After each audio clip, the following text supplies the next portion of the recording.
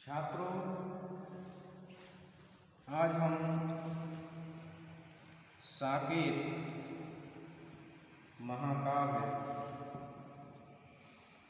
के विषय में जानकारी प्राप्त करेंगे। साकेत महाकाव्य मैथिली शरण गुप्त के द्वारा लिखित एक महत्वपूर्ण महाकाव्य है।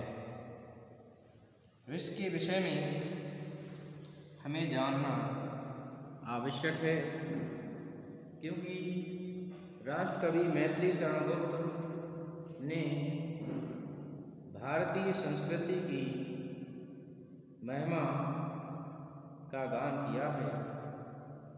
आपने अपने काव्य ग्रंथों में प्राचीन, ऐतिहासिक और पौराणिक पात्रों के माध्यम से पराधीन राष्ट्र के हृदय में गौरव जागृत कर उसे स्वतंत्रता के लिए प्रेरित किया। साकेत गुप्त जी का गौरव ग्रंथ है।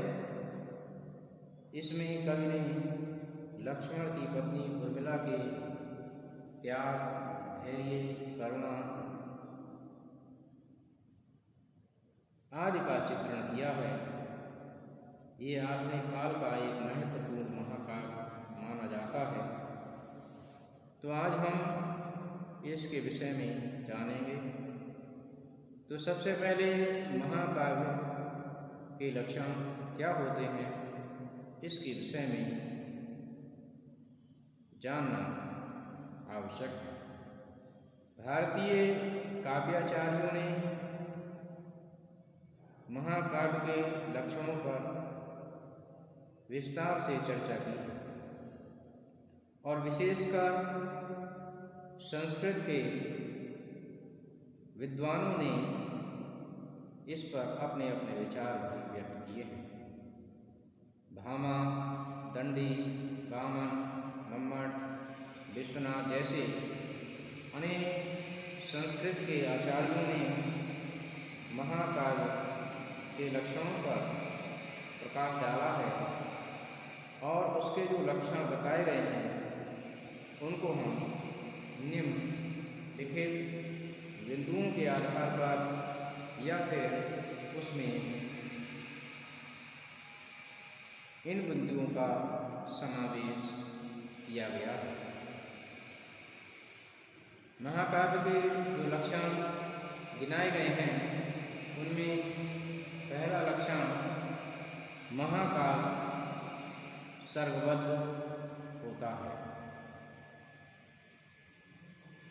तो सर्गबद्धता महाकाव्य में आवश्यक है। दूसरा लक्षण उसका नायक धीरोदात्त, गुण संपन्न, कुलीन या क्षत्रिय होना चाहिए। उसमें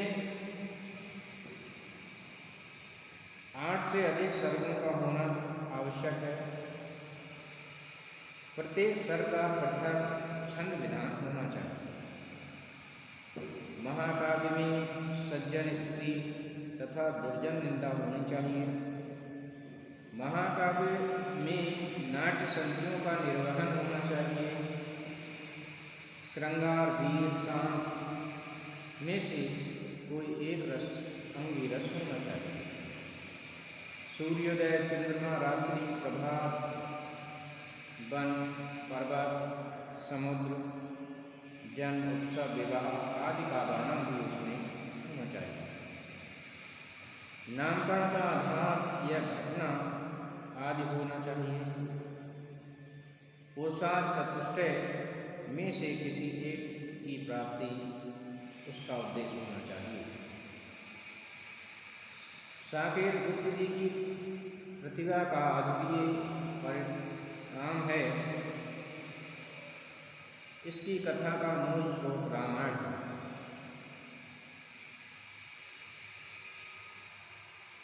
आपने रवीन्द्रनाथ टैगोर का लेख काव्य की उपेक्षिताएं तथा महावीर प्रसाद द्विवेदी का कवियों की उर्मिला विषयक उदासीनता नामक निबंध को देखा और उससे आप प्रभावित होकर आचार्य महावीर प्रसाद द्विवेदी की प्रेरणा से आप इस काव्य का सर्जन करते हैं।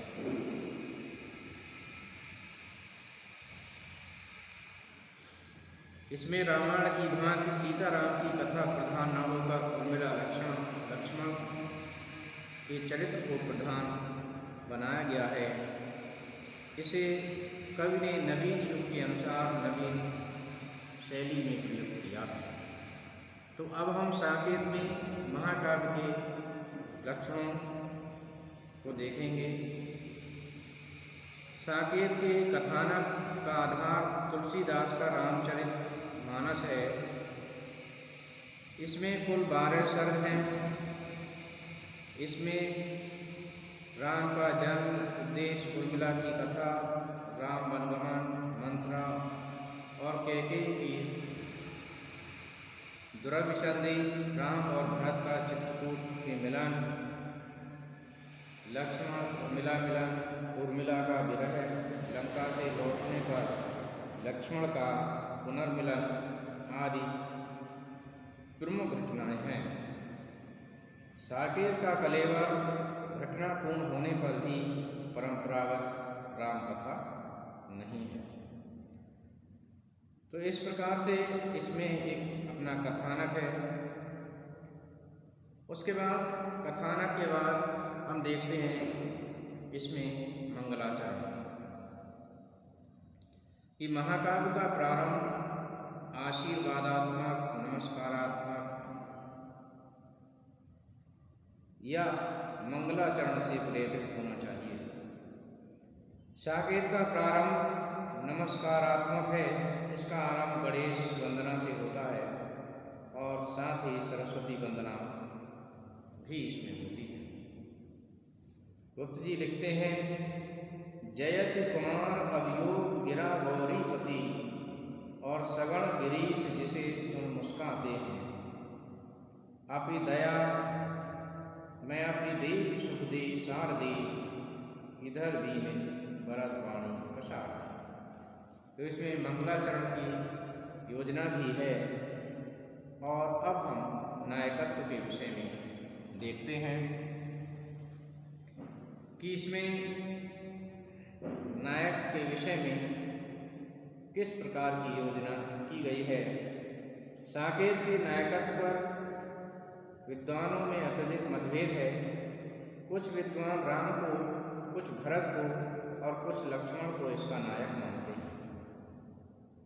कवि को राम भक्ति पैतृक परंपरा से प्राप्त हुई है। उसकी महानता को लक्ष्य कर कवि कहता है कि राम तुम्हारा व्रत स्वयं ही काव्य है, कोई कवि बन जाए सहज संभव है। किंतु प्रस्तुत महाकाव्य का उद्देश्य उर्मिला की पीड़ा को मुद्रित करना है। अतः इसमें लक्ष्मण नायक और उर्मिला नायिका के रूप में प्रस्तुत हुई है। नायकत्व के अधिकारी राम, भरत, लक्ष्मण तीनों में से कोई हो, किंतु उच्च कुलोत्पन्न क्षत्रिय हैं तथा धीरोदात्त हैं। नायिका उर्मिला का चरित्र भी अत्यंत उदात्त माना गया।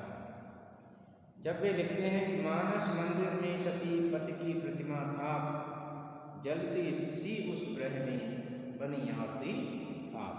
तो ये उसकी उच्च कुलीनता और पति धर्मिता, पति परायणता की ओर भी संकेत इसमें किया गया है। उसके बाद हम देखते हैं कि इस महाकाव्य में कौन कौन से विविध वर्णन इसमें किए गए हैं। इसको हम देखते हैं, वर्णन वैविध्य को देखते हैं। महाकाव्य की ये विशेषता होती है कि उसमें अनेक प्राकृतिक दृश्यों को प्रस्तुत किया जाता है। तो साकेत में भी संध्या, प्रभात, रात्रि, पर्वत, नदी, राजा, प्रजा, राजा, माता पिता, प्रेम आदि के वर्णन मनोयोग पूर्वक प्रस्तुत किए गए हैं। साकेत में प्रकृति वर्णन अत्यंत सरस है। रात्रि के आगमन पर एक वर्णन दर्शनीय है कि अरुण संध्या को आगे ठेल, देखने को नूतन नूतन कुछ खेल, और सजे बिजली बेंदी से भाल, यामिनी यहाँ पहुंची तत्काल। कितना सुंदर और मनोरम दृश्य है, कवि ने रात्रि का उपस्थित कर दिया।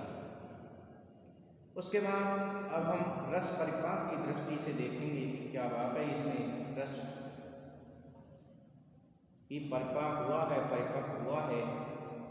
महाकाव्य में श्रृंगार, वीर, शांत में से एक प्रधान रस होना चाहिए।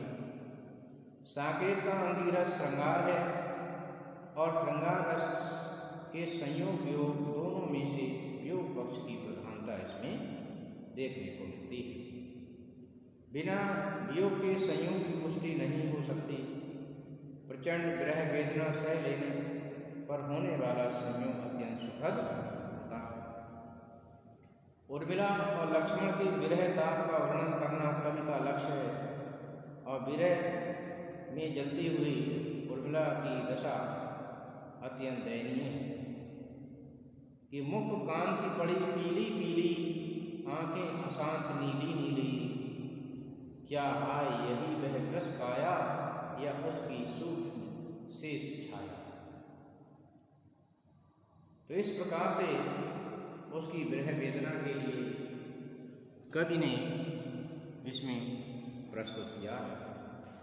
अब हम इसके उद्देश्य को देखते हैं कि महाकाव्य का उद्देश्य महान होता है।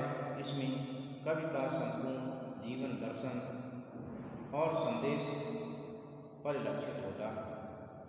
उर्मिला के त्याग और तपोमय जीवन का वर्णन कर कवि ने भोग वृत्ति पर त्याग की, दैहिक प्रेम पर आध्यात्मिक या आत्मिक प्रेम की विजय घोषित की है।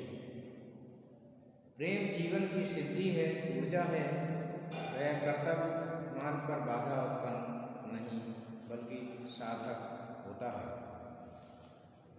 उर्मिला ने 14 वर्षों तक प्रीतम से पृथक रहकर अपने कर्तव्य का पालन किया, निर्वहन किया।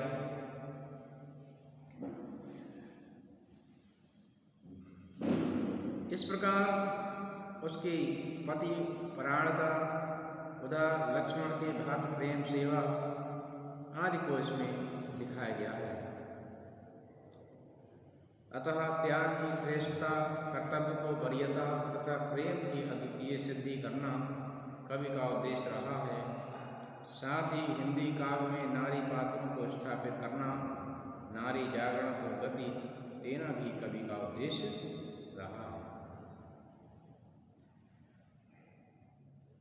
तो इस प्रकार साकेत काव्य का हिंदी जगत में जो सम्मान है, हिंदी के ऐतिहासिक विकास में उसकी जो देन है, युग चेतना जो नवोन्मेष अपनी सुंदर आभा बिखेर रहे हैं, उन्हें देखते हुए साकेत को महाकाव्य न कहना अन्याय होगा। इस प्रकार से हम देखते हैं कि महाकाव्य के लक्षण इसमें पाए जाते हैं और जब लक्षण पाए जाते हैं तो उसे हमें महाकाव्य के रूप में स्वीकार करना होगा। धन्यवाद।